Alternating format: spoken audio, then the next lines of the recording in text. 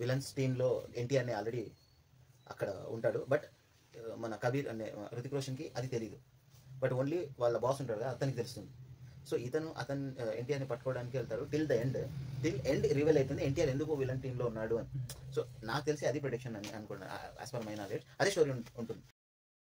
నువ్వేం చెప్పావు నీకైనా అర్థమైందా? Hello hi, welcome to our channel అండి. సో ఈరోజు వార్ 2 ట్రైలర్ రిలీజ్ అయ్యింది. సో చూద్దాం ఎలా ఉందో ట్రైలర్ ఈరోజు. నేను ప్రమాణం చేస్తున్నాను, నేను నా పేరుని, నా గుర్తింపుని, నా ఇంటిని, కుటుంబాన్ని అన్నిటినీ వదిలేసి ఒక నీడగా మారిపోతాను. ఒక ఊరు పేరు లేని, రూపం లేని నీడలాగా. నేను మాటిస్తున్నాను, ఎవ్వరూ చేయలేని పనుల్ని నేను చేసి చూపిస్తాను. ఎవ్వరూ పోరాడలేని యుద్ధాన్ని నేను పోరాడతాను. సో ఇందులో ఫస్ట్ టైం నేను గమనించింది ఏమంటే ఈ ట్రైలర్లో ఇంతకుముందు పఠాన్ ఫ్రాంచైజ్ ఉన్నాయి కదా, means merge, Pathaan, War, Tiger Zinda Hai, ఇవన్నీ వచ్చి ఇండియా మరియు పాకిస్తాన్ తీసుకున్నాడు. కానీ ఇందులో అలా లేదు. ఇండియన్ అతను చెప్తాడు ఫైనల్లో, Indian soldier versus Indian soldier. అదే కాకుండా ప్లస్ ఇంకోటి ఏమంటే ఇందులో ఇండియా టు ఇండియానే ఉంది. నువ్వు చాలా షార్ప్ రా, అందుకే అంత లేట్ గా క్యాచ్ చేసావు. Thank you sir.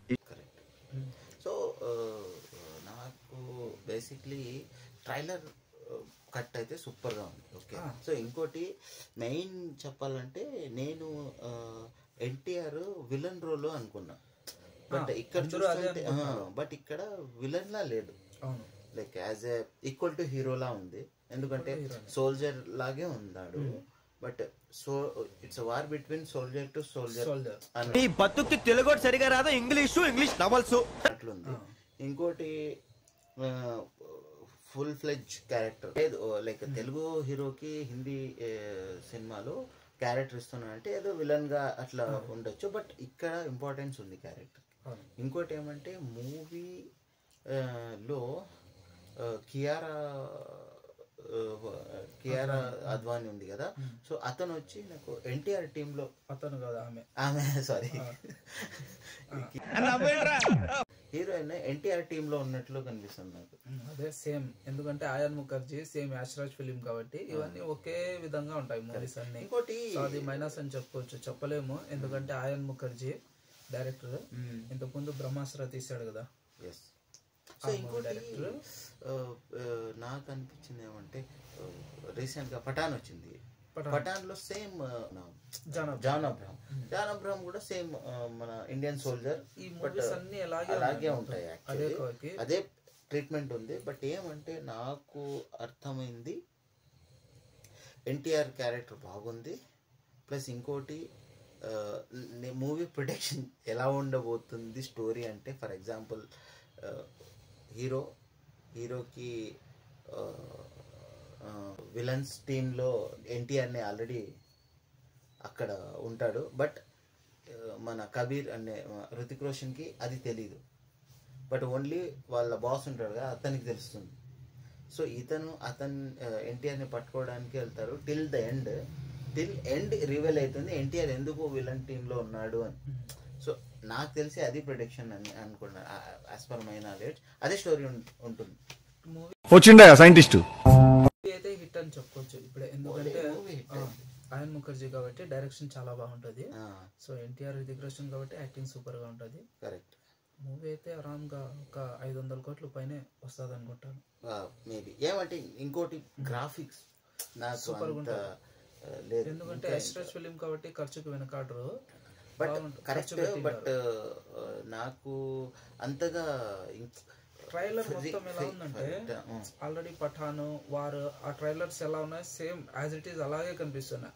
సేమ్ ఉంది. బట్ గ్రాఫిక్స్ ఉన్నాయి. సో మనం చూసుకుంటే ఒక ఇంగ్లీష్ మూవీస్ ఉన్నాయి కదా, సో అవెంజర్స్ అట్లా ఎంత ఖర్చు పెట్టినా కూడా దానికి మ్యాచ్అప్ చేయలేకపోతున్నారు వాళ్ళు. అది వీళ్ళు అంత ఇన్వెస్ట్ చేయలేకపోతున్నారు, లేకపోతే అవుట్పుట్ తేలేకపోతున్నారు, అర్థం కాలేదు. బట్ మ్యాచ్ కాలేకపోతున్నారు యాక్చువల్లీ.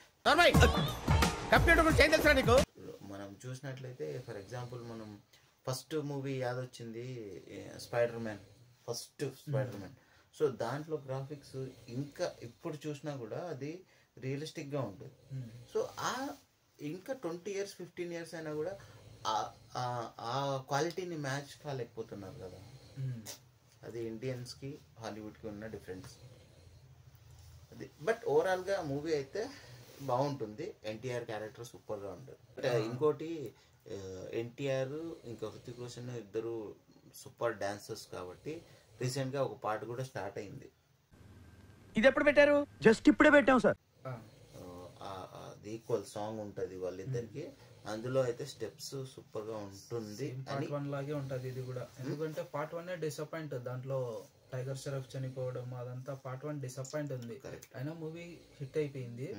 కానీ అదే విధంగా ఈ మూవీ కూడా ఉంటే డెఫినెట్ గా ఫ్లాప్ అవ్వచ్చు, చెప్పలేదు. బట్ నాకు తెలిసి ఇది హిట్ అవుతుంది. ఎందుకంటే స్టోరీ డిఫరెంట్ ఉంటుంది. ఎన్టీఆర్ యాక్టింగ్ స్కోప్ అయితే ఎన్టీఆర్ది ఏమీ లేదు అనిపిస్తుంది. ఎందుకంటే మన డ్రామా ఏం లేదు కదా యాక్చువల్లీ, అంతే.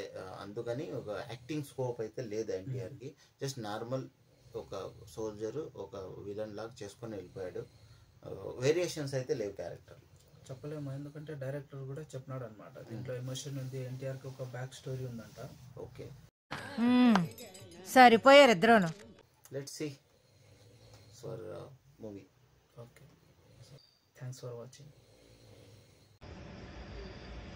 ఓకే.